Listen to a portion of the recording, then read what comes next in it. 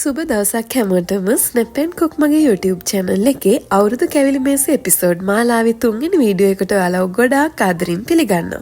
අද අපි හදන්න යන්නේ හොඳ soft එකට තියෙන ඒ වගේම හොඳ තෙත ගතියට තියෙන chocolate cake එකක්.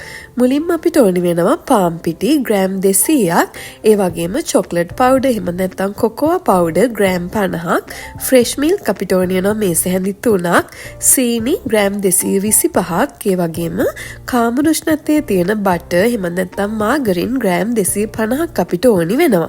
මේ දේවල් වලට අමතරව බිත්තර 5ක් අපිට ඕනි වෙනවා. ඒ වගේම බේකින් පවුඩර්, තේ හැන්දක් සහ ආප සෝඩා තේ හැන්දක් ඕනි වෙනවා. මෙන්න මේ දේවල් ටික තමයි අපිට ඕනි වෙන්නේ. ඩිස්ක්‍රිප්ෂන් බොක්ස් එකේ මම ප්‍රමාණයන් දාලා තියෙනවා. ඔයාලට බලන්න පුළුවන්. මුලින්ම අපි පාන් පිටි ග්‍රෑම් 200ට chocolate powder එහෙම නැත්නම් cocoa powder ග්‍රෑම් 50 එකතු කරගෙන 3 සැරයක් හොඳට හලා ගන්න ඕනි. ඉතින් මේ තියෙන්නේ මම 3 සැරයක් හලලා ප්ලාස්ටික් කරගත්ත අපේ පිටි එක. දැන් අපි වෙනම භාජනයක් අරගෙන අපේ බටර් ටික එහෙම නැත්නම් මාජරින් ටික එකතු කරගන්න ඕනි. ඔයාලට පේනවා ඇති මේක කාමරුෂ්ණත්වයේ තමයි තියෙන්නේ. කේක් එක හදන්න පැය 5කට 6කට කලින් මතක ඇතුව ඔයාගේ බටර් ටික එහෙම නැත්නම් මාජරින් ටික කාමරුෂ්ණත්වයේ තියෙන්න දෙන්න ඕනි. මේකට මම මේ එකතු කරගන්නේ සීනි ටික. සීනි ග්‍රෑම් 250ක් ඕනි වෙන්නේ නැහැ. ග්‍රෑම් 225ක් එකතු කරාම ප්‍රමාණවත්. දැන් අපි බීට් එක ඔන් කරගෙන අපේ සීනි ටික ඒ වගේම බටර් ටික හොඳට ක්‍රීම් එකක් වෙනකන් විනාඩි කිහිපයක් බීට් කරගමු. බීට් එකේ ස්පීඩ් එක 1 හෝ 2 පාවිච්චි කරාම ප්‍රමාණවත්.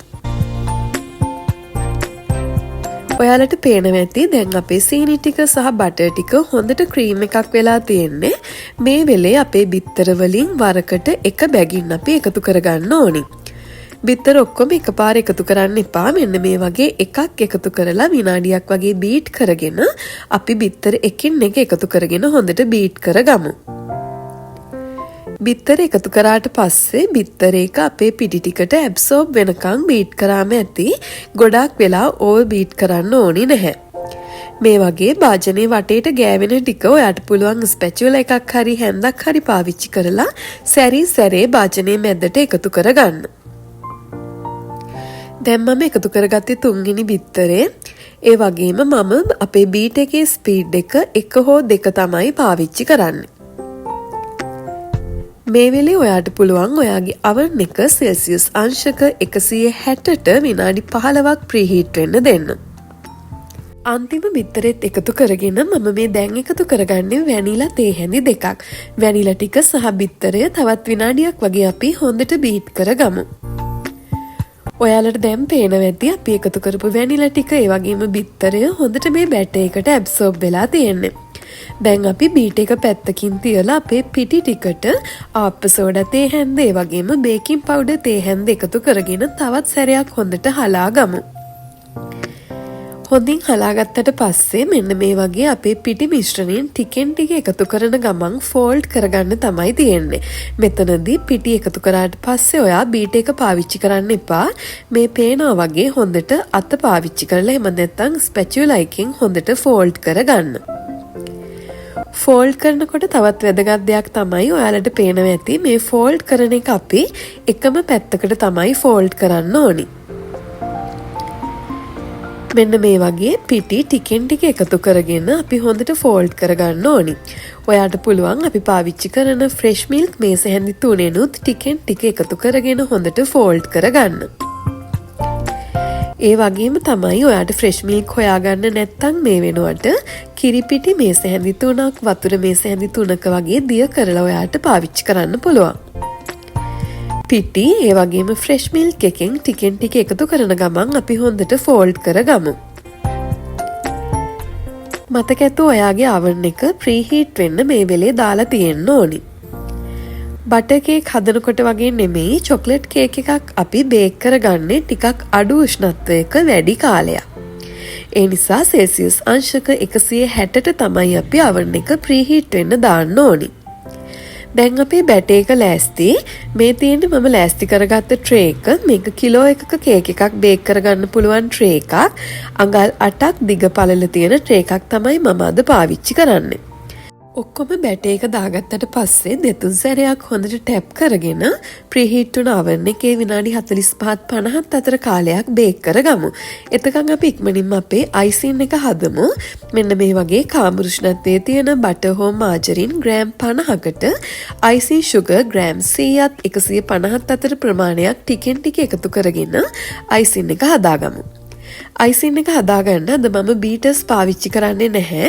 අපි පොඩි ප්‍රමාණයක් හදාගන්න නිසා මේ වගේ විස්ක් එකක් එහෙමත් නැත්නම් හැන්දක් පාවිච්චි කරලා අයිසින් එක හදාගමු. සාමාන්‍යයෙන් බටර් හෝ මාජරින් වලට 1:2 අනුපාතයට තමයි අපි අයිසින් sugar එකතු කරන්න ඕනේ. අයිසින් sugar ටිකෙන් ටික එකතු කරගෙන මම මේ දැන් එකතු කරගන්නේ වැනිලා තේ හැඳි භාගයක්. වැනිලා තියෙනවා නම් ඔය අනිවාර්යයෙන්ම එකතු කරගන්න. එතකොට මේ අයිසින් එක හොඳ රසකින් හදාගන්න පුළුවන්. ඒ වගේම තමයි ඔයාට තියෙනවා නම් ෆ්‍රෙෂ් මිල්ක් මේස හැඳි භාගයක් වගේ අපේ අයිසින් එකට එකතු කරගන්න. එතකොට මේ අයිසින් එකේ රස හොඳට වැඩි කරගන්න පුළුවන්. ෆ්‍රෙෂ් මිල්ක් ටිකත් එකතු කරගෙන හොඳට මම මේක මික්ස් කරගන්නවා. ඒ වගේම තමයි අපිට අවශ්‍ය පදම එනකන් ඔයාට පුළුවන් අයිසින් sugar ටිකෙන් ටික එකතු කරගන්න. අපි අද චොක්ලට් කේක් එකක් හදන නිසා මම මේ වෙලේ අයිසින් sugar වලට අමතරව දැන් මේ එකතු කරගන්නේ චොක්ලට් පවුඩර් මේස හැන්දක්. ඔයාගේ රස අනුව ඔයාට චොක්ලට් පවුඩර් මේස හැඳි 2ක් 3ක් උනත් එකතු කරගන්න පුළුවන්.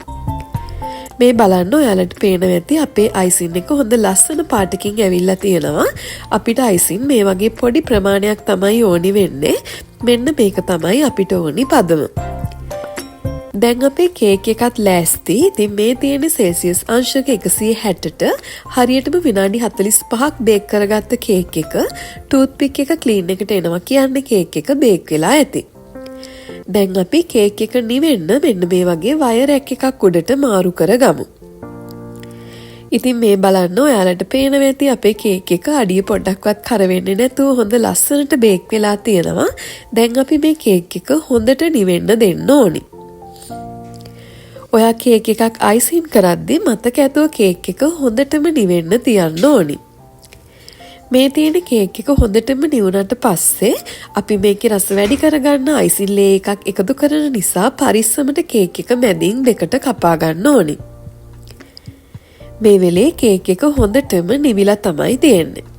දැන් අපි ලෑස්ති කරගත්ත අයිසින් වලින් මෙන්න මේ වගේ පොඩි ප්‍රමාණයක් මැදට ආලේප කරගමු. ඔයා ගොඩාක් අයිසින් කන්න කැමති කෙනෙක් නම් ඔයාට අපේ අයිසින් ප්‍රමාණය වැඩි කරගෙන ඔයාට ඇති තරම් ආලේප කරගන්න පුළුවන්. මෙන්න මේ වගේ පොඩි ප්‍රමාණයක් තමයි මම ආලේප කරගන්නේ. ඉතින් දැන් අපි අපේ කේක් එක හොඳට ආයෙත් සෙට් කරගෙන ඔයා කැමති නම් මේ විදිහට උඩටත් අයිසින් ලේ එකක් එකතු කරගන්න පුළුවන්. මේ ස්ටෙප්ස් අනිවාර්ය නැහැ. ඔයාට කැමති නම් විතරක් ඔයාගේ කේක් එකේ පෙනුම වැඩි කරගන්න, ඒ වගේම රස වැඩි කරගන්න මේ වගේ චොක්ලට් අයිසින් ටිකක් එකතු කරගන්න පුළුවන්. මේක අපිට ගොඩක් නීට් කරන්න දෙයක් නැහැ. මේ විදිහට සාමාන්‍ය විදිහට අයිසින් ටික ගාගෙන මම මේ උඩින් එකතු කරගන්නේ කජු ටිකක්. කජු ටික හොඳට ග්‍රයින්ඩ් කරගෙන තමයි එකතු කරගත්තේ. දැන් අපි මේක සර්ව් කරගන්න මෙන්න මේ විදිහට වටෙන් කපා ගන්න ඕනි.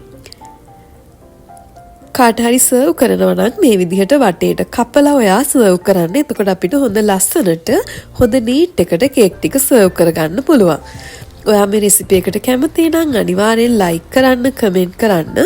ඒ වගේම තමයි මේ වගේ වීඩියෝස් දිගට බලන්න අපේ channel එක subscribe කරලා ඒ ළඟම තියෙන bell icon එකත් click කරලා අපිත් එක්ක දිගටම එකතු වෙලා ඉන්න. ඔයාට මේ කේක් එක කෑලි 20කට විතර කපා ගන්න පුළුවන්. ඔයා පොඩි කෑලි කපනවා නම් කෑලි 20කට වගේ කපන්න පුළුවන්. ඉතින් අද මම ටිකක් ලොකු කෑලි වලට තමයි කේක් එක කපා ගන්නේ. කේක් කෑලි 15කට තමයි මම කේක් එක වෙන් කරගන්නේ. ඉතින් ඔයාලට කපනකොටම තේරෙනවා ඇති මේක කොච්චර soft කේක් එකක්ද කියලා.